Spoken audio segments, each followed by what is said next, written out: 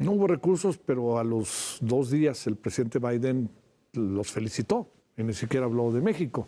¿Qué es lo que pudo haber pasado? Que no haya habido recursos de los Estados Unidos, pero sí haya habido una negociación de los Estados Unidos. Algún día quisiera pensar que lo sabremos. La justicia estadounidense alista diferentes procesos judiciales en contra de Ismael El Mayo Zambada, Ovidio Guzmán y Genaro García Luna. Recuerde que Genaro García Luna fue secretario de Seguridad Pública en la administración del presidente Felipe Calderón. Todo es una casualidad, será en octubre, ya un mes de que transcurran las elecciones en los Estados Unidos. Vamos a ver los detalles y vamos a hablar de ello. Octubre será un mes clave para la justicia estadounidense, que busca hacer pagar a los capos mexicanos, Ismael El Mayo Zambada y Ovidio Guzmán, alias El Ratón, así como a Gerardo García Luna, ex secretario de Seguridad durante el gobierno de Felipe Calderón. Y es que se da justo un mes antes de las elecciones en aquel país, a celebrarse el 5 de noviembre.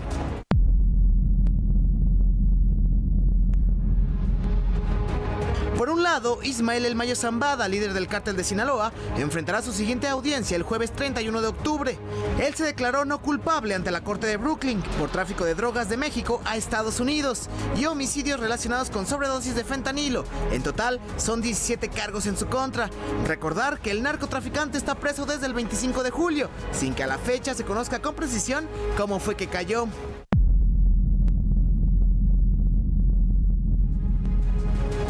Otro más es Ovidio Guzmán López, hijo del Chapo Guzmán. Su próxima audiencia es el martes 1 de octubre ante la jueza del Tribunal para el Distrito Norte de Illinois, Sharon Johnson Coleman.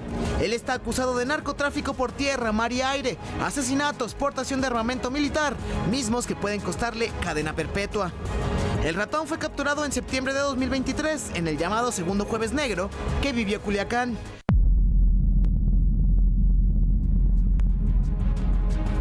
Y el tercero, pero no menos importante, es Genaro García Luna, ex secretario de Seguridad de 2006 a 2012 en la llamada Guerra contra el Narco. El juez Brian Cogan, de la Corte del Distrito Este de Nueva York, lo sentenciará el miércoles 9 de octubre. Es acusado de recibir dinero del narcotráfico, desvío de recursos y lavado de dinero, entre algunos otros. Fue capturado en diciembre de 2019.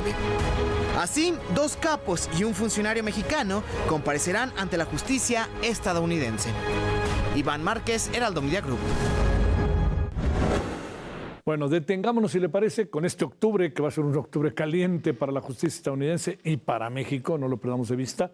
Ya tendremos presidenta electa, que eso es algo, bueno, pues ya tenemos presidenta, perdóneme, en funciones, y Estados Unidos estará ante la inminencia de su elección del 5 de noviembre. ¿Qué tanto estas cosas pesarán en las elecciones? No estoy muy seguro que pesen, pero sí dejarán una secuela. Eso inevitablemente, y sobre todo habrá que ver, en el caso de nosotros, qué pasa por ahí. Por eso le hemos pedido a Luis Omar Montoya, especialista en seguridad, hablar con él y que nos diga él cómo ve las cosas. Luis Omar, te saludo con mucho gusto. ¿Cómo has estado? Buenas noches. Hola Javier, buenas noches, muy bien. ¿Cómo estás tú? Muchas gracias. Gracias. A ver, Luis Omar, ¿qué piensas de este octubre caliente que va a tener la justicia estadounidense y yo diría, y México, ¿no? Adelante. Sí. Sí, sin duda, a mí me parece que es una coyuntura en términos históricos, pues fascinante la coyuntura porque queda entre la toma de posesión de protesta de la próxima presidenta de México, Claudia Sheinbaum, y las elecciones de Estados Unidos. Es un momento interesantísimo en términos históricos. Claramente va a influir sin duda en las elecciones de Estados Unidos. Si se logra avanzar en la justicia norteamericana en relación pues a que, por ejemplo, se logre que el Mayo Zambada se declare culpable, ya vimos que en una primera audiencia se declaró inocente. Si se consigue una sentencia también en el caso de García Luna, y si se logra avanzar en el juicio de Ovidio Guzmán, pues sin duda la administración Biden, digamos que podrá demostrar con hechos concretos que su gobierno lucha contra los cárteles del narcotráfico mexicano, a quienes además ya adelantó Kamala Harris que en caso de ella ser elegida presidenta, pues los va a atacar, digamos, con todo el poder del Estado. Es una de sus promesas de campaña. Entonces, sin duda, si ligamos esta plataforma política de Kamala Harris con lo que viene en octubre, sin duda que hay un embalaje, pues digamos, un engranaje con con las próximas elecciones de Estados Unidos. No diríamos, pues, obviamente que pueda ser un tema definitorio en los votantes norteamericanos, pero de que va a influir, sobre todo en los estados del sur de Estados Unidos, que sabemos que muchos de ellos están hacia el lado de Donald Trump, Texas, por ejemplo, ¿no? Entonces me parece que hacia esos votantes, digamos, apunta este juego estratégico de octubre.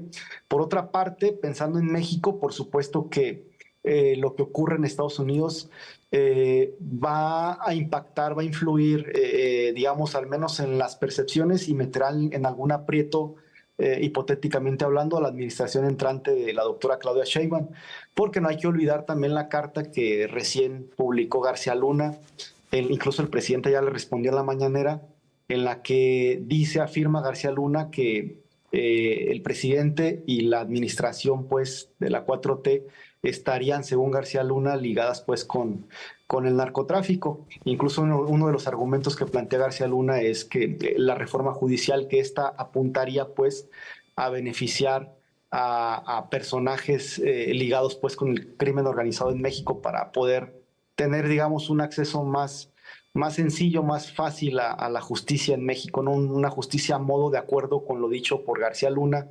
Entonces, claramente es un momento de justicia, claro, pero yo diría mucho más político, binacional.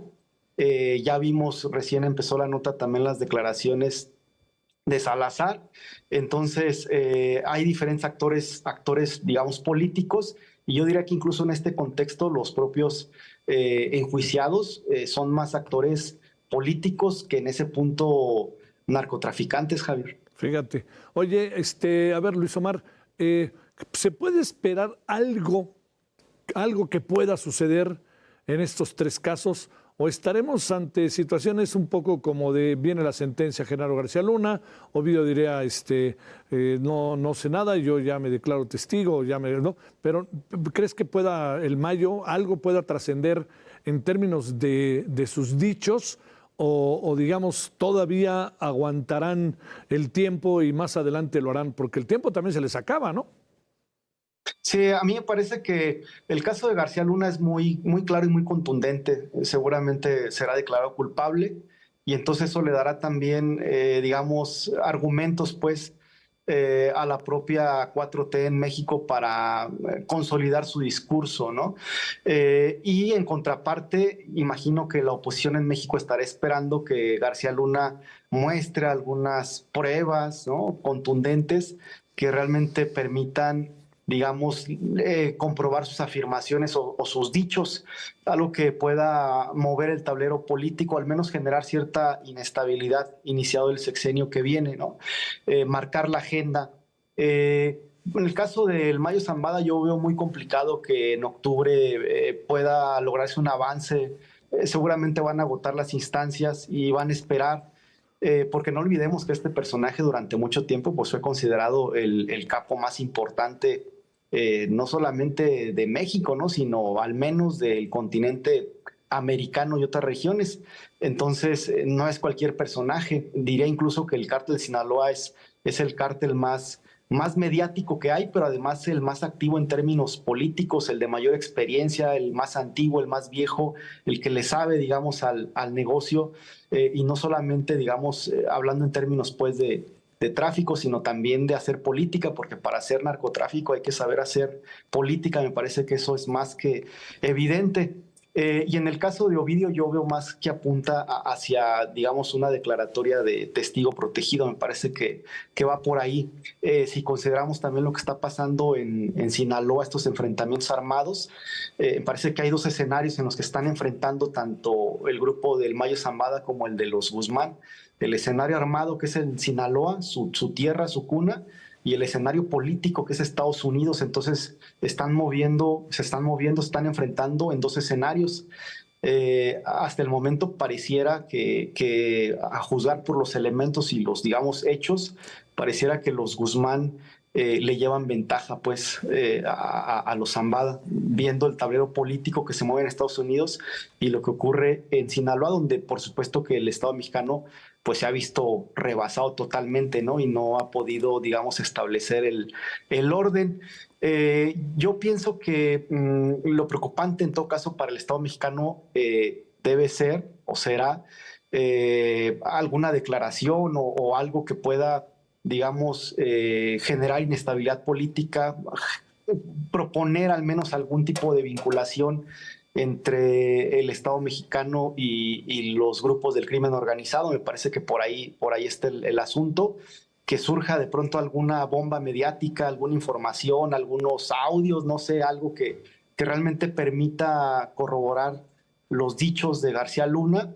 Y si no sucede eso, pues me parece que para la 4T, sin duda en términos políticos, pues será un triunfo del Mayo Zambada. Yo creo que hasta el año que viene será que se comience a mover, porque insisto, ellos están haciendo política, entonces el Mayo está haciendo política claramente.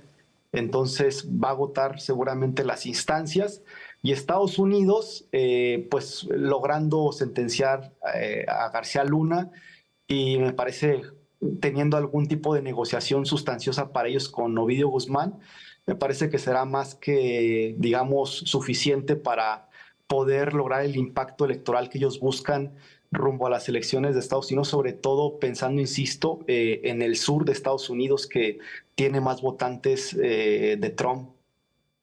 Déjame cerrar. El presidente dice que lo quieren perjudicar, que hay mucho sensacionalismo, particularmente con el tema de Sinaloa. ¿Qué piensas de eso? ¿Lo querrán perjudicar faltando casi 10 días para que deje el poder? ¿Qué supones que pasará? No, a mí me parece que como se maneja en la historia, ¿no? Hay una versión oficial y el presidente pues sigue abrazándose a ella. Se victimiza, obviamente, ¿no? Que es una estrategia también política desde el inicio del sexenio. Porque finalmente en este discurso él es el pueblo y forma parte del pueblo, ¿no? Entonces, si lo atacan a él, pues atacan al pueblo. Ese es el juego discursivo. Sin asumir la responsabilidad, en este caso, el Estado mexicano, el Ejecutivo al menos que él encabeza. Es un juego político, ¿no? Un manejo, está haciendo política. Pero sin duda que no creo definitivamente que se trate únicamente, ¿no? de que se le ataque a él como persona o como presidente de México. Parece que esto va definitivamente más allá. Lo que demuestra es un severo problema histórico del Estado mexicano, ¿no? Su debilidad, su fragilidad.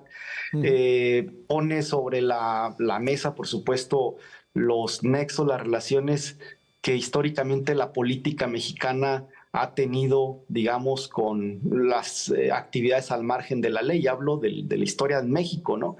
Me parece que en este punto, en todo caso, podríamos hablar más de lograr desde esta visión contrahistórica, pues algún debilitamiento político, pero más que del presidente del movimiento, que es la 4T, porque pues él ya se va y va a llegar Claudia Sheinbaum, ¿no?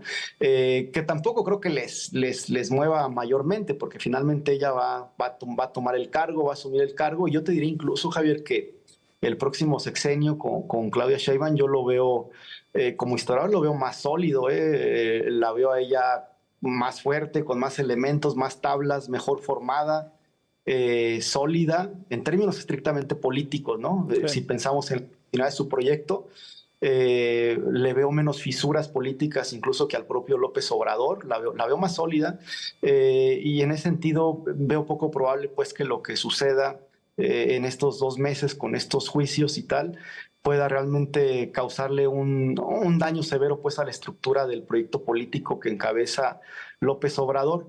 Y de lo otro me parece que es más pues victimización, pero uno, insisto, debe entender que lo que él está haciendo es política. Te mando un gran saludo, Luis Omar. Muchas gracias que estuviste con nosotros. Javier, muchas gracias. Un abrazo. Gracias.